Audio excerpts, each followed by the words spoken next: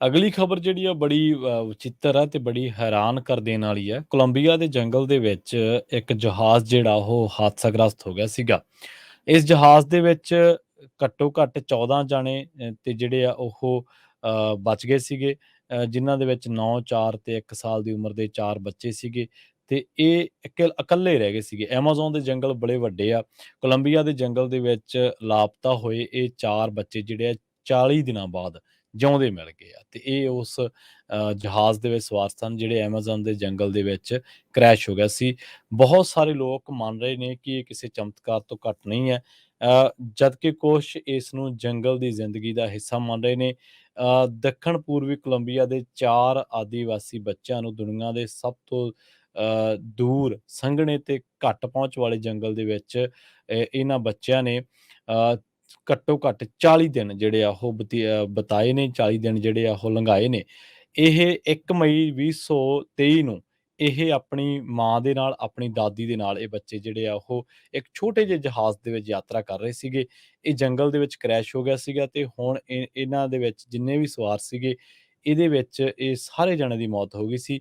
ਪਰ ਇਹਨਾਂ ਦੇ ਵਿੱਚੋਂ ਹੀ, ਜਹਾਜ਼ ਦੇ ਮੁਸਾਫਰਾਂ ਦੇ ਵਿੱਚੋਂ ਹੀ 14, 9, 4 ਤੇ 1 ਸਾਲ ਦੀ ਉਮਰ ਦੇ 4 ਬੱਚੇ ਇਸ ਜੰਗਲ ਦੇ ਵਿੱਚ ਬਚ ਗਏ ਸਨ ਤੇ ਹੁਣ ਇਹਨਾਂ ਬੱਚਿਆਂ ਨੂੰ ਜਿਹੜਾ ਉਹ ਲੱਭ ਲਿਆ ਗਿਆ। ਦੱਸਦੇ ਆ ਕਿ ਇਹਨਾਂ ਨੂੰ ਪਹਿਲਾਂ ਵੀ ਜੰਗਲਾਂ ਦੇ ਬਾਰੇ ਕਾਫ਼ੀ ਜਾਣਕਾਰੀ ਸੀ, ਜਿਹਦੇ ਕਰਕੇ ਇਹਨਾਂ ਨੂੰ ਸਰਵਾਈਵ ਜਿਹੜਾ ਉਹ ਕਰਨਾ ਸੌਖਾ ਹੋ ਗਿਆ। ਪਰ ਹੁਣ ਦੁਨੀਆ ਦੇ ਵਿੱਚ ਇਹ ਜਿਹੜੀ ਖਬਰ ਹੈ, ਇਹ ਬੜੀ ਟ੍ਰੈਂਡ ਕਰ ਰਹੀ ਹੈ ਕਿ ਇਹ ਬੱਚੇ ਕਿਵੇਂ ਬਚੇ, ਕਿਵੇਂ ਇਹਨਾਂ ਨੂੰ ਜੰਗਲਾਂ ਦੇ ਬਾਰੇ ਜਾਣਕਾਰੀ ਸੀ ਜਾਂ ਕਿਵੇਂ ਇਹਨਾਂ ਨੂੰ ਖੋਜਿਆ ਗਿਆ।